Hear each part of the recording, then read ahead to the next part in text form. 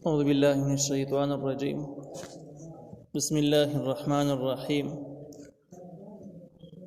وأقيموا الصلاة وآتوا الزكاة وأطيعوا الرسول لعلكم ترحمون. وأقيموا الصلاة وتاسي منز قائم کی وآتوا الزكاة وزكاة ورکوي وأطيعوا الرسول وتابعداري د پیغمبر کوي لعلكم ترحمون دې لپاره تاسو باندې رحم وشي. نو انسان چې د الله تعالی د رحمت مستحق جوړیږي ضروری ده چې په هغه کې اقامت د صلات د منځ قایمول پکې موجودي. دویم د زکات نظام پکې موجودي، خلک زکات ورکوي. او دریم د ژوند اصول چې کوم دي هغه د نبی عليه السلام د هدایت مطابق تیري، نو د رحم مستحق خلک دي. او جدا خبر دی لري کې د خلک د رحمت مستحق نه جدا د غضب مستحق کیږي. بیا د اول سر کې اقامت د صلات چې منځ قایمول، یو منځ ادا کولی بل قایمول، ادا کول او قایمول کې فرق دی. ادا کول دا چې بس خپل منځ وکړي د چا په منځ کې کار ونه لري، او قایمول د منځ دا چې د هغې دپاره یو نظام موجود دی چې کله څوک منځ نه کوي چې هغه نظام یې رانیسي. نو منځ ته د قانون او د نظام حیثیت ورکول دا منځ قایمول دی. او دا مسلمانانو فریضه ده چې دوی به ځان داسې نظام داسې ریاست جوړوي، داسې حکومت به قایموي چې په هغې کې د منځ نظام موجود وي، خلک بدمازي نشي کولی. شریعت کې د هغې خپل اصول دی، چا یو پیر منځ ونه کړو څه سزا یې ده، دو پیر یې ونه کړو څه سزا یې ده. نو په ټوله دنیا کې په دې باندې اتفاق دی چې چا منځ قضا کړو نو او حکومت ته پته ولګېده، عوامو ته پته ولګېده، نو دغه هر سړی به ګرفتار شي او د بل مانځه پورې به جیل کې واچولی شي. که دې سره اصلاح شي خو صحیح دی، که اصلاح نه شي بیا به دا جیل پسې واشي. په دې طریقه باندې به چې څومره دا نه اصلاح کېږي دا سزا به ډېرېږي. کم از کم اخرنۍ سزا یې دا ده. دا امام ابو حنیفه رحمه الله قول دی، په دې باندې دا اکثرو علماو فتوا ده. عرب ملکونو کې چې کوم ځای کې نظام قایم وي په هغه ځای کې هم په دې باندې فتوا ده. لا تحسبن الذين كفروا معجزين في الارض. ته ګمان مه کوه په هغه کسانو باندې چې کافران دي، معجزین فی الارض چې دوی په عاجزه کې الله لره په ځمکه کې. څه مطلب؟ د دې مطلب دا دی چې کوم کسان د دین دشمنان دي، دا د الله تعالی د غضب او د قهر مستحق دي، دا به پرې راځي. او چې کله الله تعالی اراده وکړي دوی د عذاب او د قهر، نو دې کافرانو کې دومره زور نشته چې الله تعالی د عذاب دفع کړي او ځان ته خلاص کړي په زور باندې. او په دغه عذاب نازلېدلو کې دوی الله تعالی عاجزه کړي چې الله عذاب ورکول غواړي ور نه کړی شي، نو داسې نشي کېدی. د دې لنډه خلاصه دا ده چې کافران د الله تعالی د عذابونو مخنیوي نشي کولی، دا مطلب شو. او د دې سره سم د علماو یو قول دا هم دی چې کوم خلک داسې جاهلانه الفاظ استعمالوي چې د قدرتي آفتونو مقابله روانه ده او د قدرتي آفتونو مخنیوي روان دی، نو دا جمله انتهایی خطرناک دي. د الله تعالی د قهر او د غضب او د قدرتي آفتونو مقابله څوک کولی نشي. په استغفار او دعاګانو سره د ځان بچ کولی شي، خو مقابله چېرته هم نشي کولی. ومأواهم النار، ځای د دوی اور دی جهنم ته به الله تعالی اچوي. ولبئس المصیر، او ډېر بد ځای د ورتللو دی جهنم، ډېر بد ځګینې دی. ځای په ځای د جهنم احوال تېر شوي دي چې څومره بد دي. یا ایها الذین آمنوا لیستأذنکم الذین ملکت ایمانکم. د دې ځای نه د دې 58 نمبر آیات نه راواخله. د آخره پورې د مسلمانانو د پاره د پاک د مسلمانانو د پاکي معاشري د پاره او د پر امن مثالی امن د پاره اصول او آداب ذکر کیږي. ځنې مخکې ذکر شوي دي، ځنې دې ذکر کیږي. موږ مخکې ویل چې سورة النور اصلي عنوان او مقصد دا دی چې معاشره کې پاک دامني راشي، بدګمانیانې، دشمنیانې، بدکاریانو مخنیوی وشي. او د دې سره د دغه سره سم پیدا به دا راوځي چې په دنیا کې به مثالي امن قایم شي. که دغه جرایمو مخنیوی نه شي، پاکدامني نه راغلي، زناکاري، عیاشي، فحاشي عام شي، دې سره سم به د الله تعالی قهر غضب متوجه شي. ځکه کم قوم کې چې زنا عام شي، قوم کې خانه جنګیان راځي، سخت خانه جنګیان قتل عام پکې شروع کېږي. او د دې سره سم امن چې کوم دی امن به ختم شي، اعتماد او یو بل معنی چې کوم اعتماد او اعتبار یې به ختم شي. اعتماد او اعتبار ختمېدو سره سم به د خلکو ژوند د یو خطرې سره مخامخ شي، امن خوشحالي به منځ نه ختم شي. نو د یو مثالي امن او د یو مثالي اطمینان حاصلولو دپاره د سورة النور احکام ذکر کیږي. الله تعالی ای هغه کسان داسې ایمان راوړی دی لیستأذنکم الذین ملکت ایمانکم خامخا د اجازت غواړي ستاسو نه هغه کسان چې مالکان شوي دي خیلاسونه ستاسو دینه مراد وینځي دي او هغه کچی غلامان د چې کوم بلوغ ته رسېدلي نه والذین او هغه کسان لم یبلغوا الحلم چې هغوی نه دي رسېدلي بالغېدلو ته ځوانۍ ته نه دي رسېدلي منکم ستاسو 3 مرات په دریو ځایونو کې به اجازت غواړي من قبل صلاة الفجر مخکې د مانځه د سحر نه سحر د مانځه نه وړاندې چې دا کسان چکره ورځي د خپلو خپلوانو نږدې خپلوانو کړه نو اجازت به غواړي ډارې به ورته نه داخلېږي وحین تضعون ثیابکم من الظهیرة هغه وخت چې تاسو کېدئ جامې خپلې په غرمه کې جامې ښودلو دا معنی د سړی کله اوده کېږي نو زیاتې جامې ځان نه لري کړي واسکټ لري کړي کوټ لري کړي او بیا چې کله ګرمي خلک کمیس هم وباسي دغه شانې که زنانه خپل غټ څادر لپټه کېږدي او د هغې نه بعد په غرمه کې اوده کېږي نو په دې صورتونو کې چې کله سړی داسې حال کې اوده کېږي نو زړه یې نه غواړي چې څوک راشي ما په دې حال کې ویني چې ما کمیس ایستلی ما ویني یا زنانه نه غواړي چې لپټه یې ښودلي خلک را څوک به راشي نو دا ټیمونه داسې دی چې څوک د چا راتګ مناسب ښه نه ګڼي چې نه ګڼي نو هغه وینځي او هغه ماشومان غلامان او دغه شان د کې عام ماشومان چې کوم آزاد ماشومان دي که چیرې ځوانۍ ته نه دي رسېدلي هغوی مشرانو ته هدایت ده چې دوی داسې پوهه کړي چې په دې ټیمونو کې پردو کورونو ته مه ورځئ 3 مرات په دریو ځایونو کې د استئذان او د اجازت اخیستلو مسله مخکې 29 نمبر آیات کې تېره شوې ده هلته کې باقي باندې تفصیل تېر شوی دی دې ځای کې د اجازت بل مضمون بل باب راکولاو شو نو د دې نه پته لګي چې هلته کې اجازت ځان له اجازت دی دا ځان له اجازت دی هلته ځان له خلکو دا ځان له خلک دی څنګه ځان له خلکو هلته چې کوم اجازت و نو هغه د هغه خلکو دپاره و چې کوم خلک د کور اوسېدونکي خلک نه دی بار نه راغلی خلک دی دوی چې داخلېږي نو 3 پیرې به اجازت والي هغې نه بعد به داخلېږي او په دې ځای کې د هغه خلکو مسله ذکر کېږي چې کوم خلک د کور خلک دی په یو کور کې یو ځای اوسېږي نو چې د کور خلک دی بچي دي رونه دي دغه شان کې مور ده نور نږدې خپلوان دي خویندې دي اوس دا کسان چې کله داخلېږي شریک کور دی بار نه راځي داخلېږي نو د دوی دپاره مستحبه ده چې اجازت به والي دروازه به وټکوي اجازت به والي او داسې یوه اندازه به جوړه کړي چې زر عالم خدا ورله مستحب دي فرض نه دي وړاندې چې کوم مسله ذکر شوې وه نو هغه د فرضیت چې کله هغه کس چې تا سره په کور کې نه اوسېږي د بهر نه راغی دغه بهرني خلک چې کله داخلېږي ملاقات دپاره راځي ټیک ټاک به اجازت اخلي او 3 پیر به اجازت اخلي یو پیر کې چا جواب ورنه کړو دویم پیر اجازت میلاو نه شو دریم پیر میلاو نه شو واپس به ځي نو دا حکم د هغه خلکو دپاره دی چې د کم چا واړه بچي دي کور کې وینځي اوسېږي که چې غلامان اوسېږي نو دی خو چې کور ته را داخلېږي په غټه دروازه باندې اجازت اخیستل والا مستحب دي لیکن د دې نه علاوه چې په کومه کوټه کې د سړی اوده کېږي دې ته خلوتګاه ویله کېږي کوم ځای کې چې دی اوده کېږي خاص د اوده کېدلو کوټې ده هغه د اوده کېدلو کوټې ته به دغه ماشومان دغه وینځي او دغه کچي غلامان ده به نه داخلېږي په دریو ټیمونو کې به نه داخلېږي د سحر مانځه نه وړاندې د غرمې په ټیم کې د ماخوستن مانځه نه بعد به دې کوټو ته نه راځي پر دې کوټو ته به نه ورځي کوم کوټو کې چې خلک اوده کېږي دې ته به نه ورځي او وجه یې موږ وویل چې په دې ټیمونو کې خلک چې اوده کېږي نو داسې اوده شي چې بس بې احتیاطه یعنې خیال یې دا دی خو زما شخصي کوټه ده کمیس وباسي که زنانه یې نو څادر کېږدي لپټه کېږدي د هغې نه بعد اوده شي خوب کې سړی داسې پروت دی چې بیا زړی نه غواړي چې په ما باندې یو څوک راشي ما په دې حال کې ویني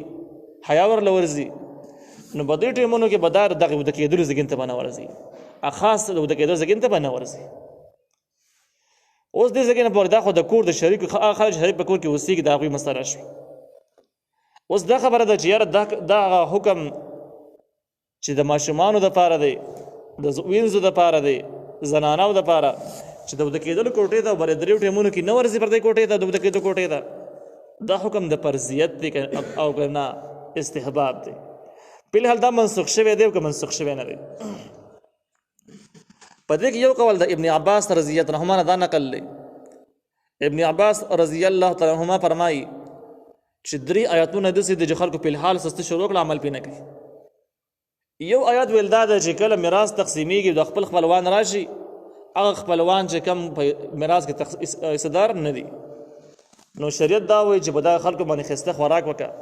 او لګي غونې پیسې ولا نقد ورکړه چې دا واخلي هغه چې کم غریبانان دي او رخصت کړي. وی خلک په حال میراث تقسیمي او چې خپل خپلوان غریبانان خپلوان راشي څوک ته ګوري مو نه وي پته ولګېدله چې په دې آیات باندې عمل ختم شوی دی او خلک پې عمل نه کوي کوتاهي شروع کړې ده. دویم حکم ویل دا دی چې شریعت دا وایي چې په تاسو کې معزز چې کوم دی نو هغه پرهیزګاره سړی دی. چې کوم سړی پرهیزګار دی د هغه عزت احترام په هر چا باندې فرض عین دی. خو موږ ګورو چې خلک د مالدار خلکو او د منصبدار چې کوم عہدې لري د هغو خلکو احترام کوي د پرهیزګارو خلکو نه کوي. چې کوم کس پرهیزګار وي خو چې هغې غټ اساسي نه لري غټې عہدې نه لري خلکو ته بدون نظر باندې نه ګوري. ابن عباس رضی الله عنه فرمایي چې دا دویم آیات دی چې خلکو په عمل په الحال کمزوری کړی دی عمل پې نه کوي شکوه کوي ګیله کوي. او دریم دا دی چې خلک کورونو ته ورځي او پردو کوټو ته یا پردو کورونو ته داخلېږي اجازت نه اخلي داسې داخلېږي. ماشومان هم اجازت نه اخلي غټ هم نه اخلي وایي داسې داخلېږي. پته ولګېده چې په دې آیات باندې هم خلکو عمل پرېښی دی. د دغې نه پته اندازه لګي چې د دغې قول نه چې دا حکم د وجوب دی ضروري خبره ده چې سړی به اجازت اخلي. خو د ابن عباس رضی الله عنه دویم قول دا هم نقل دی. دویم قول کې کم تفسیري مصدري نقل کړی دغه وایي چا دې تپوس وکړو د آیات باره کې نو هغه وایي چې ګوره دا مسله په هغه ټیم کې وه چې کومو ټیمونو کې د کورونه ساده وو. بار دروازه به وه په دروازه باندې به پرده بالکل نه وه. دننه چې کومې کوټې دي په کور کې به خلک اوسېدو ګڼې کوټې وي خو دې کوټو ته به د اکثریت دروازې نه وي یا به دروازه کوه نو پرده به پې نه وه اسې دروازه به وه نو چې کله به کولاو شو دننه به سړی ښکارېده په کور کوټه کې دننه. نو په دې صورتونو کې اجازت اخیستل او اجازت نه بغیر کور ته ورنږدې کېدل دا په کار نه و. اوس وایي نظام بدل شو خلک چې نو خلک ښه شو کورونو کې کوټو کې دروازې شته دی پردې شته دی لہذا دا حکم د استحباب پاتې شو خو فرضیت یې په خپله باندې ختم شو. او د اکثر علماو فتوا هم په دقې ده چې کومو ځایونو کې په کوټو کې دننه دروازې پردې وي هلته کې صرف مستحب شو. خو چې کوم خلک دا نه لري یا کومو ځایونو کې دا رواج سریبه شته دی نه هغه ځایونو کې دا حکم بالحال هم موجود دی ځکه چې په دې صورتونو کې د چا راتګ څوک مناسب نه ګڼي نو بس اجازت باقي دی. لیکن دې ځایونو کې یو سوال دا دی چې په دې ځایونو کې یو خو ښځې وینځې ذکر شوې هغه وینځې چې د چا په ملکیت کې دي غلامانې ښځې دي هغه چې غټې په خبره باندې پوهېږي صحیح ته به ورته خبره وکړي او که مسلمانان وي نو هغه د هغې باندې لازم ده چې حکم باندې به عمل کوي که مسلمانان یې نه وي نو بیا به ورته تعزیر ورکړي سزا به وله ورکړي داسې ولیکې. لیکن دې ذکر کې د هغه کس ماشومانو ذکر ده چې هغې بلوغ ته ځوانۍ ته رسېدلي نه دي یعنې هغې دومره ماشومان دي چې په دې ښو بدو باندې دومره پوهېږي هم نه نو چې کله نه پوهېږي که چیرې نو هغوی دپاره وایي لازمه دا ده چې اجازت به واخلي. یو خو دا خبره شوه. او بیا به دویم آیات کې وایي لیس علیکم ولا علیهم جناح بعدهن. دغه دریو ټیمونو نه علاوه چې کوم نور ټیمونه دي نو په هغې کې په تاسو باندې یعنې د کوم چې په دې کوټو کې اوسېږي او په دغو باندې چې کوم دا وینځي دي ماشومان دي په دې باندې ګناه نشته که به اجازې راشي نو خیر دی. چې کله تاسو په کور کې شریک اوسېږي نو که ستا کوټې ته نه دغه ټیمونو نه علاوه راغی څه خبر نه ده رادې شي په دویم ګناه نشته په تاسو هم ګناه نشته. نو اوس خبره دا ده چې کوم ماشومان خو په شریعت باندې مکلف سري بودیي نه هغې دپاره خو هسې ګناه نه وي ګناه ولا ګناه نه شمارېږي. نو داسې کې الله تعالی وایي چې په دوی باندې په دې ټیم کې ګناه نشته. معلومېږي دا چې په دې ټیمونو علاوه پې ګناه شته داسې اندازې لګي. د دې جواب تفسیر بیان القرآن کړی دی. بیان القرآن وایي چې اصل کې د ماشومانو دپاره چې کوم احکام ذکر شوي دي د دې مخاطبین د دې مور او پلار دي نو لیس علیکم ولا علیهم جناح نشته دی په تاسو باندې د کوټو والا او دغه ماشومانو مور او پلارو مشرانو په تاسو ګناه نشته چې تاسو د ماشومان دې نه علاوه ټیمونو کې داسې ترتیب نه کوي چې په دې کوټو ته به اجازې مه ورځه. نو پته ولګېدله چې په دې ټیمونو کې دغه ماشومان پر دې کوټو ته داخلېږي نو ګناهګار پې څوک شو مور او پلار شو چې هغې ورته ویلي نه دي هغې شریعت مکلف دي هغوی دپاره لازم دي چې ماشومان ته به دا سبقونه ښیي دا هدایت او آداب ورته ښیي دوی ورته نه دي ښولي او هغه بې اجازې ځي او دې خبرونه نه دي خبر په دې کوټو ته ننوځي نو په دې ټیمونو کې دا مور او پلار یې ګناهګار دي. او که دغه ټیمونو نه علاوه چې داخلېږي نو بس داخل شي که مور او پلار چاته دا سبقونه ونه وایي ماشومان د علاوه ټیمونو کې به داخلېږي او هغې داخلېږي په دې باندې مور او پلار ګناهګار نه دي. نو اصل کې د دې حکم مخاطبین د دې مور او پلار دي هغوی به ګناهګارېږي او هغې به د ګناه نه بري کېږي. ماشومان اصل کې غیر مکلف دي مرفوع القلم دي. کوم چې نبی کریم صلی الله علیه وسلم یو حدیث کې فرمایلي چې د دریو کسانو نه قلم اوچتي د هغې ګناهونه نه لیکي. یو ماشومان چې کوم بلوغ ته نه رسېدلي که دې سمه کوتاهیانې وشي هغه لیکل کېږي نه، د دې قلم اوچتې لیکل نه کوي. او دویم چې کوم دی هغه مجنون لیونی چې خو بد نشي پېژندلی، نو که دا ځوان هم دی غټ هم دی خو د دې قلم لیکل نه کوي، د پس هېڅ شی لیکلی کېږي نه، ګناهونه نه لیکلی کېږي. او دریم نمبر هغه سړی چې کوم وده دی،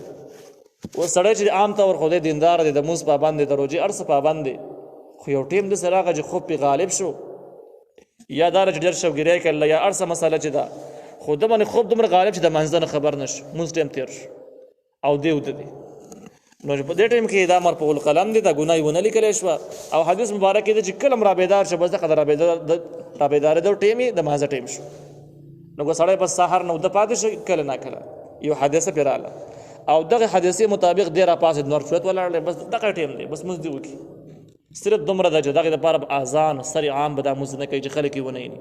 ځکه کمزوري حرکتونه معاشره کې ښکاره کول خلکو کې سستي پیدا کوي.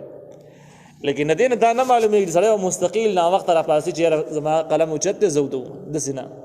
عادت جوړول دا ښکاره سستي او بیکارتیا ده. بیا خو د ټیمونو ټاکل او دغه خبرو خو څه مطلب پاتې نه شو، خپل وخت باندې مونځ کول، په ټیم باندې پاڅېدل، دا خبرې خو سوال پاتې نه شو. دا صلات خیر من النوم هغه مضمون څه شو، هغې څه مطلب شو چې مستقل عادت یې جوړی. لیکن کله کله سړی بیمار دوایي وخوري ایسته پاتې شي، بېهوشه پاتې شي. کله سړی دومره سفر یې کړی دومره ستړی چې همدغه شان که تېره یخي هم نه رایخېږي وده پاتې شي، نو په دې صورتونو کې خیر دی. او دغه شان واقع په وادي جن کې په نبي علیه السلام باندې هم راغلی و چې مشهورو کتابونو احادیثو نقل کړي ده. نو دې ځای کې د دې مخاطبین مور او پلار چې ولا لیس علیکم جناح، لیس علیکم ولا علیهم جناح، نشته په تاسو باندې د ماشومانو مور او پلارو، او نه په دغه کسانو چې کم په دې کوټو کې د اوسېږي خلک ورته ځای راځي او دوی ځان غلی کړی څه نه وایي، نو په دې دواړو باندې ګناه نشته. بعدهن دې نه وروسته دغه درېو ټیمونو نه علاوه، ځکه په دې ټیمونو کې خلک روزګار کوي، کار کسب کوي، د خلکو سره ملاقاتونه کوي، او څوک دمې ته اوده کېدو ته جامې نه ږدي، نو بس خیر دی، څوک د ځای راځي پروا نه کوي. طوافون علیکم بعضکم علی بعض، چې ډېر تلونکي راتلونکي دي په تاسو باندې، بعض تاسو بعضې نورو ته. یو کور کې چې اوسېږي خامخا به د یو بل سره میلاویږي. بیا چې کله ماشومان بچي دي زنانه دي نو خو به د مور او پلار او د مشرانو خدمت هم کوي، خدمت ته به خامخا ځای راځي، کله به خوراک وړي راوړي، کله به لوښي وړي راوړي، کله به اوداسه اوبه راوړي، نو دغه شان کله اوبه به راوړي، خدمتونه به کوي، خامخا به ځای راځي. نو بیا له دغه درېو ټیمونو نه علاوه که د ماشومان اجازت نه اخلي، دغه زنانې نه اخلي، هېڅ خبره نشته دی، یو هم پې ګناهګار نه دی. کذلک همدغه شان دی یبین الله لکم الآیات، الله تعالی بیانوي تاسو ته خپل آیاتونه، والله علیم حکیم، الله تعالی پوهه او حکمت والا دی.